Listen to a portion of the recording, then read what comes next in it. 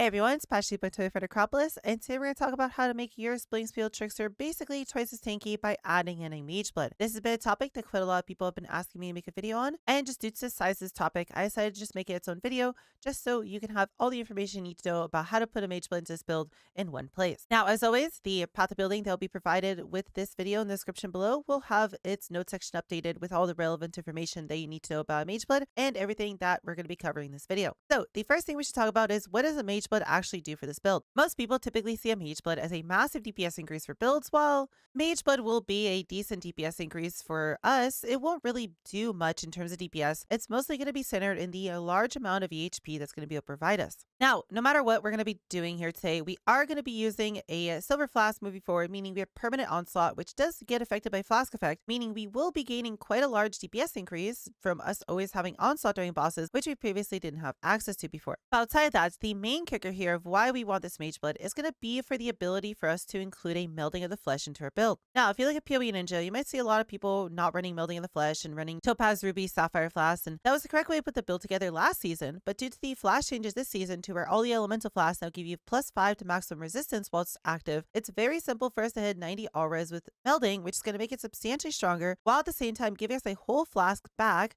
meaning that it's going to be substantially stronger and tankier than any non-melding setup. Before we do go any further, I do want to quickly talk about the flask and how to set up your Mageblood flask if you've never had a Mageblood before. What I need to mention here is that you need to make sure you treat your flask as an extension of your gear set. Mageblood makes it so all utility flasks are permanently active, meaning they effectively become stat 6 for your build. This means you really should make sure you focus on getting yourself maximum rolled suffixes whenever you can, as every single percent is going to really matter, and well, given that Mageblood flasks are a div or 2 each in comparison to the monolithic price of a Mageblood, what's spending a few additional chaos to make sure you get the most out of your Mageblood versus getting something that might just seem as good enough. The other thing to mention here is you really want to make sure you Enkindling Orb every single one of these flasks until you get yourself a 70% increase effect Enkindling Orb roll on them. This might be a little bit expensive and it might cost you about a div or so per flask to do, but again, it's highly recommended to do so because every single percent that you can extract out of your Mageblood means it's only going to just be that much better. So now that we've gotten that out of the way, let's actually talk about the flasks you're going to want to include with your Mageblood. The melding swap that I mentioned earlier is going to be a little bit hard to pull off. It's going to require you to put a little bit more money into your setup, and it's going to most likely cost somewhere around 20 to 30 div to fully set up. Because of this, and because you most likely just spent a lot of money on your Mageblood and you're probably broke now, we're going to talk about what flasks you can run until you're ready to set up a melding setup, and then we'll talk about the melding setup afterwards. So as I said, no matter what, you're going to be always running a silver flask in this build. Onslaught is something that gets affected by increased flask effect, meaning that we're going to be able to get ourselves 95% increased effect on it, giving us almost 60% movement speed and attack speed at all times. Another great option to add in here would be a quartz flask. This would give you 19% spell suppression with the maximum increased effect on it, making getting spell suppression cap even easier, and at the same time gives you permanent phasing, meaning you don't need a phasing Watcher's Eye, potentially allowing you to swap it for something else. You could also potentially go for a sulfur flask. It's going to give you a lot of generic percent damage, making it a very strong option if you want more DPS. You go for a bismuth flask if you want more resistances, as it's going to give you basically all of your resistances in a single place, meaning the rest of your suffixes can just be strength, intelligence, and whatever else you might want. I will warn you about the bismuth though, is that we are not going to be able to drop resistances in our gear with melding. We are going to need both resistances in our gear and the bismuth flask to still be able to be res capped. You then also have something like Quicksilver, which gives you a massive amount of movement speed if you don't really need anything else for your build and you just want to simply go faster within whatever strategy you're doing. And finally, the last flask I would consider would be a Stibonite flask, as this is going to give you more evasion rating than a Jade flask normally would, and this will just make you tankier and make your ghost stands even stronger. Feel free to pick whichever one of these flasks you want in your setup before you have enough money to set up melding. And with the melding setup, our flask is going to be somewhat similar. We're going to still be running a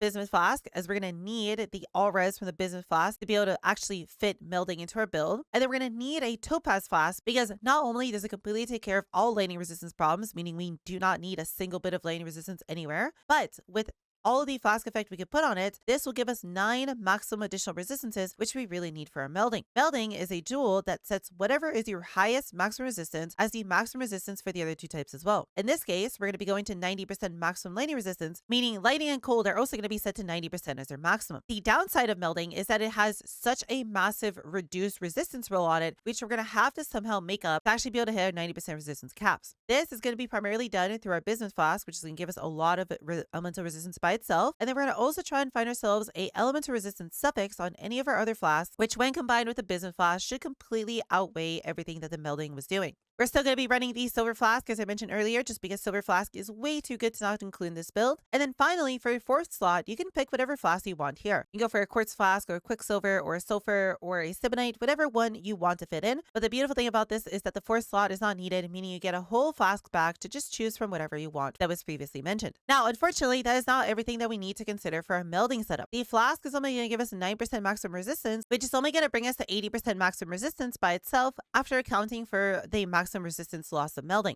We're going to need to make up the last 10%, and we're going to be doing that through both a Purity of Lightning and a maximum lightning resistance roll on our helmet and our body armor. These Eldritch rolls is the main reason that we're going to actually choose to go for specifically maximum lightning resistance over anything else. Typically, most melding builds are going with an Aegis Aurora, which gives you +5 maximum cold res, but because we don't have any sort of other big maximum cold res that we can stack anywhere else, these two implicits are going to go a long way to getting us 90%. Now, out of these two things between Purity and the implicits, the first one we should go over is going to be the implicit. Now, these are specifically going to be higher rolls than what you typically can get through just using Grand Embers or Grand Ichors on your items, and we're going to specifically have to use Orbs of Conflict to be able to get them to the exquisite roll to get the maximum variant out of them. What I want to go over quickly is going to be how to actually use Orbs of Conflict to be able to upgrade your rolls to the proper amount. We're going to be using a Sadist Scarab here as an example, but you can apply this to a helmet as the process is going to be exactly the same. So the first thing you're gonna have to do once your chestplate is finished, you don't want to do this before because that'd stop you from being able to use Exalted Orbs and Knolls if you need to craft your item, is to then use Grand Embers to roll the Searing Exarch implicit on our chestplate until we specifically hit the maximum lightning resistance roll. Once we have this on there, it should be a grand tier, which is going to give us +2 to maximum lightning resistance. And from here, we're going to try to get ourselves an exceptional Eldritch Ichor to use on the chestplate. This is then going to give us an exceptional Eater of Worlds roll. And because this roll is bigger, if we were to use an Orb of Conflict, what would happen here is that would give us a higher chance to upgrade the maximum lightning resistance roll and downgrade the Eater of Worlds roll because it is a higher tier. All Orbs of Conflict will do is upgrade one tier and lower the other tier, but it's weighted towards upgrading the worst of the two and downgrading the higher of the two. So in our case, with us using an exceptional Ichor, we now have a higher chance for us to upgrade our maximum lightning resistance. But again, because these are not guaranteed, our maximum lightning resistance could get downgraded and our Eater of Worlds and Blizzard could get upgraded. Now, in this case, our maximum lightning resistance did get upgraded into the exceptional tier, and then the other one got downgraded.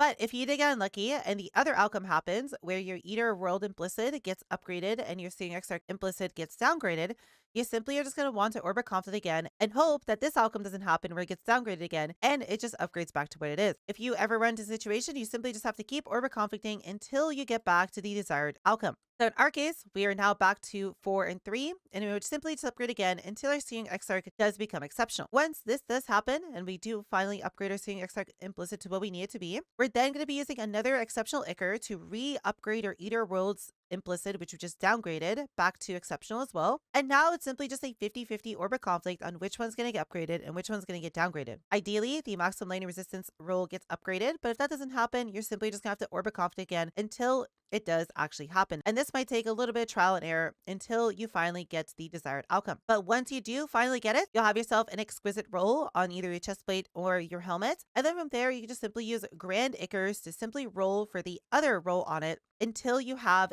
both the rolls that you want. In this case, on your chestplate, you'd be rolling until you get yourself Energy Shield, and on your helmet, you'd be rolling until you get yourself the Reservation Efficiency roll. Now that we've gone over how to get yourself the proper rolls on your chestplate and your helmet, what we should talk about finally is going to be the Purity of Lightning and how to actually fit into our build. If you're previously running a Aspect of Spider, you're going to have to turn off your Aspect of Spider, as that is not going to be viable to be used until much higher budget levels, as the Purity of Lightning is going to take precedence over the Aspect of Spider. To be able to actually turn it on, if you don't have an Aspect of Spider or any other RMR in your build, you're going to need 3 things.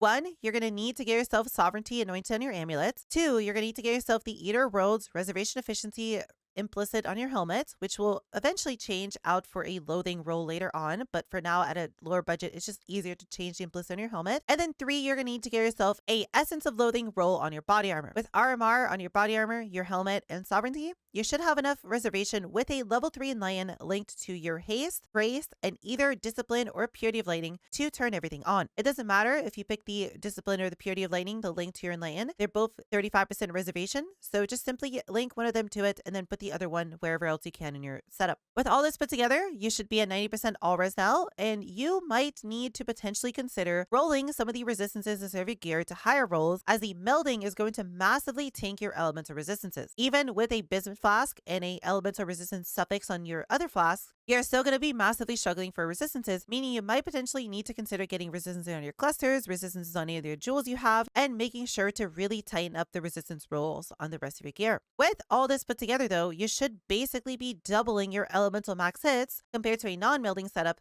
making you pretty close to mortal if you also pair this up with a Spellbreaker and Wicked Ward setup and all the other changes that we have in the mid-game setup. With this, you should have basically no issues face tanking uber bosses and just doing T17 maps with no issues. And you might still die every now and then to some really broken things or to potentially crits, which we still don't have any sort of immunity to, which we can potentially fit in later into our build. But outside of crits and outside of abilities, which most likely we're just going to be one-shots no matter what, such as Exarch Slam or Maven Memory Game, and potentially some really bad tier 17 map mods, you really shouldn't have to worry about anything anymore. If you have any questions on how to set up all this, please feel free to leave a comment in the comments below, and I'd be more than happy to help you as soon as I can. I also stream on Twitch every single day, so feel free to come by Twitch and ask me of your questions there if you want to know more, or if you simply just want to come and hang out with other cuties and be a part of our community, I'd be more than happy to see you there as well. With all that said, I hope you cuties enjoyed. I hope you enjoyed putting your Mageblood into your build, and I hope you enjoyed being super tanky. And I'll see you all in the next video.